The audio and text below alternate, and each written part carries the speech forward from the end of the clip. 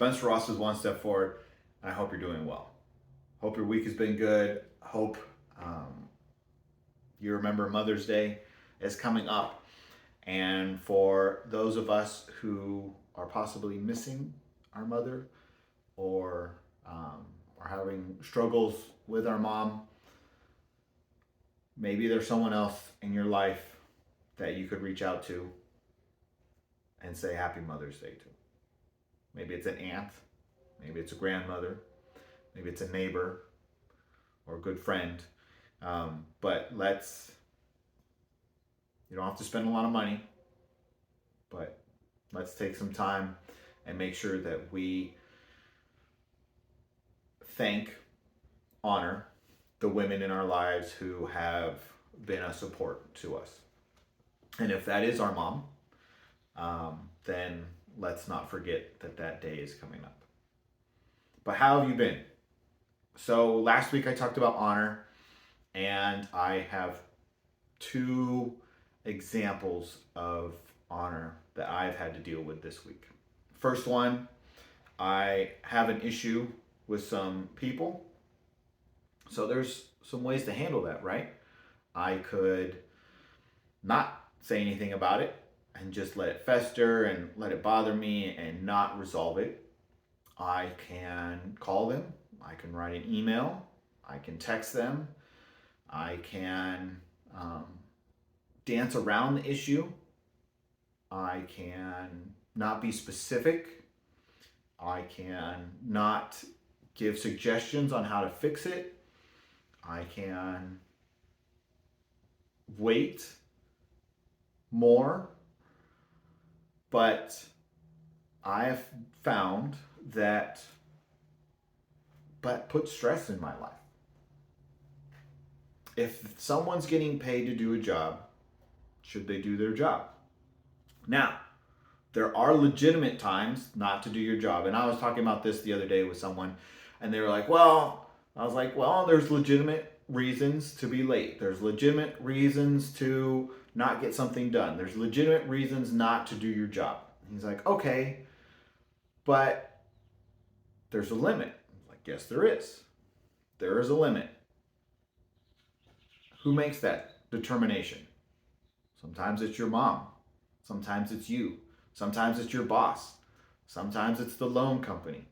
Whoever it is, there's a limit. Teaching Sunday school today, and we talked about racism. Okay. Some people like to add to the term. Some people like to take away from the term on what it really means. Martin Luther King said it best. It was just a simple way to say it. He said it in a way that could help all of us understand. He looked forward to the day where we judge people by the content of their character. That is not a one-time thing. That is a getting to know someone, getting to know their patterns and their personality and stuff like that. So you're looking for a pattern of behavior. Not a one mistake, not a two mistake. No one's perfect. So he's looking to judge someone by the content of their character. That is everything. And not the color of their skin. That was just a simple way to put it. I believe he said it in his I Have a Dream speech. That's a way to honor someone, by not judging them by their color of their skin. Okay. How else can I honor someone? I can also honor someone by saying respectfully, I disagree with that, and you've been late. I've given you multiple times. I've asked you multiple times. We now have deadlines coming up, and those deadlines cannot be broken. Some of them are arbitrary that I am making up, but I am doing it in support of something else. So I need the information so I can pass it on to someone else so that we can make a proper plan that we have to present to someone else so that we can be effective in accomplishing the task. If I was just making stuff up, it would be right for him, for the individuals, to push back and say, hey, I disagree. Okay, why do you disagree? Well, I don't want to do it. That is not a good enough reason not to do it. There are some things I've been asking for 6 months and it hasn't been an issue. Okay, I've added more tasks to them. All right, I understand that they are busy. Maybe they're not busy. Maybe I am giving them too much credit. We have now missed something. It's bad. It is now affecting our ability to do something. So now I am putting some limits on stuff. I asked my boss, hey, I want to send this email to give you a heads up. It's respectful that I do that because he's my boss. I should honor him, right? And he said, okay. Is he going to agree with everything I say in the email? No. He has the ability to pull stuff back. Is he going to agree with how I word everything in the email? No, he's not. He might have said it a different way. He's the boss. He gets to make that call. He knows we are delinquent in some things. He has tasked me with getting that fixed. Okay, so I'm going to do it how I think is best. If I need some mentorship, I will ask him, which I do. I've asked for feedback on the first email from the person I emailed and my boss. I will ask, I've already written the email. I was working until 10:30 last night on the email and I stopped because I almost sent it. I stopped it. I'm going to read it again. It seems like it's good and I'm going to send it again. I'm going to ask 3 people for their opinion on that email. Hey, I have sent you this. These are my issues. These are I think there's 6 things I want him to do. If you have any pushback, that's okay. Let's talk about it. If you disagree with anything, that's okay. Let's talk about it. But these things need to be accomplished. Some of them need to be accomplished in 2 weeks. Some of them need to be accomplished in 2 months. All right. So I'm giving him time so he can set his own schedule. I'm not micromanaging him.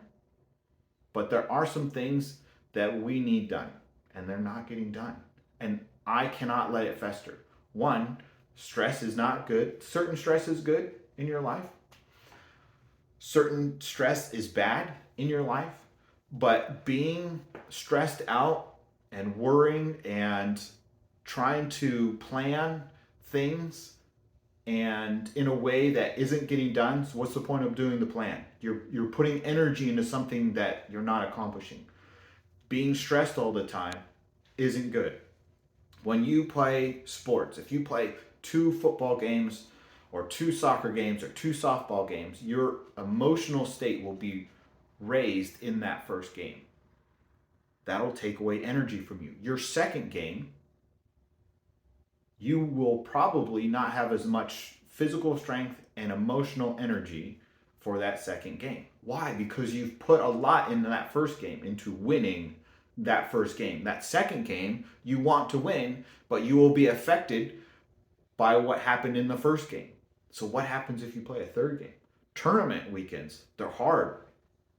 And whoever is the most prepared, if you have a game on Friday, 2 games on Saturday, and a game on Sunday, whoever's the most prepared is going to win.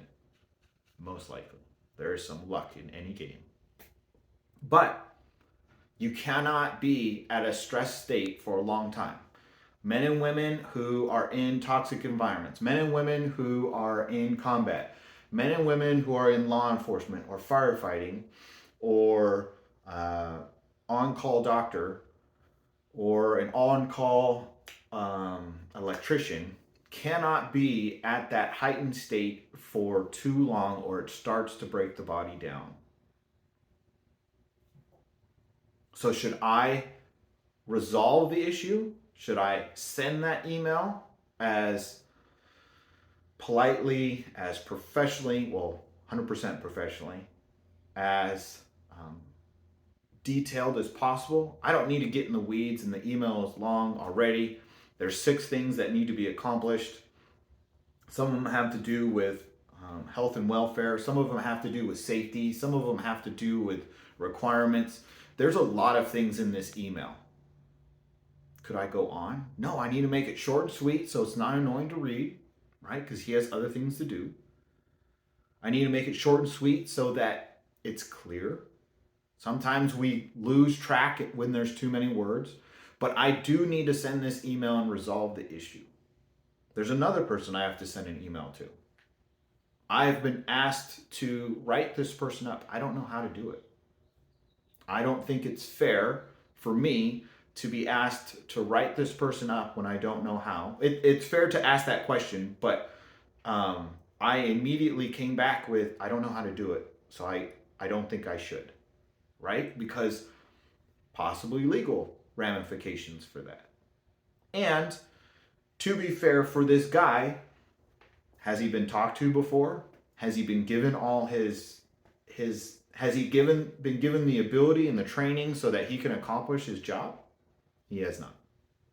Now he has. He went to a class. He has come back. He's good to go. Okay. Let's start fresh. Let's get going. So I'm going to send him an email to go over some things. And then we're going to have a counseling class for everyone. So everyone knows if you're being counseled, so if I'm being counseled, I know what I can do. If the person's counseling me, I know what they should be doing. If I'm counseling that person, I know what I need to do. Why? Because I'm trying to respect them. They're a human being. When I was younger, I've hammered people before. And then I found out they were going through something with their family. My brother, his wife was diagnosed with cancer. And he's stressing out that I might think less of him because he's not getting jobs done. Nope. We're good. I understand there's 2 people supposed to be assigned. One person is assigned, and you just had a huge blow. Okay. So can I respect him? Can I honor him by being patient with him? By helping him out as he needs? Am I thinking about, hey, what does that guy need? How can I help him? Or am I just trying to get my job done? So one, I'm not going to let something fester because that doesn't help build my relationship with him, with those people. 2, I have responsibilities. 3, they have responsibilities. And 4, my boss has responsibilities. And we all need to work together to accomplish it. So if I don't resolve it, my boss will need to resolve it. But he has other things to do. I need to do my own tasks. Second example, speaking about own tasks, I was doing this thing. I would been there for an hour and a half, and I went into this room, and the guy said, "Oh, you're the maintenance guy." And I said, "Yes, but no. Can I help you?" And he said, "There's a water leak." Everything that I was doing, my task, right, that I've been assigned, that I'm getting paid to do, I stopped and helped him with the water leak. Why? Because it can shut the building down, increase damage, possible mold issues. There's a lot of things that go on in the world that I need to be aware about. And it's selfish of me to just be like, no, that's not mine. I'm not getting paid to do that. I don't need to know about that. No. I went, I found the room, I called someone. It was in a place where there was bad cell phone reception. So when I tried to send the email wouldn't work, but a call would. I don't know, it's weird. Whatever. I did what I could, but I made sure I got the room number. I made sure I got a description of the issue, and I made sure that the guy who needed help got help. Why? Well, because my honor. I don't need to just be about me. I don't. If someone needs help, like coaching Little League, volunteering for the snack bar, whatever it may be, go help. People need help, and we can honor other people by helping them. We can honor other people by calling things out and bringing things to people's attention. We can help other people by sending them flowers for Mother's Day. Sometimes helping people is honoring them. Yes, it's just as simple as saying hi and being nice. And sometimes it's just as simple as sending a detailed email so that one, they know they need to work on some things. It doesn't need to slam them, it doesn't need to tear them down. It just needs to say, hey, these are the things I have an issue with. This is some ways I think you can resolve it.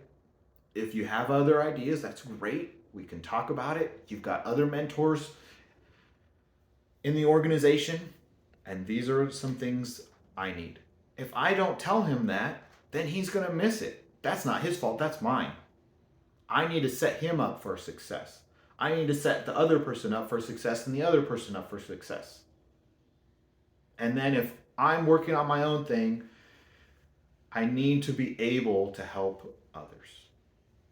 In this week, let's honor people. If we need to have that hard conversation with someone, let's think about it. Let's make some notes. Let's be cool, calm, and collected, and let's have that difficult conversation.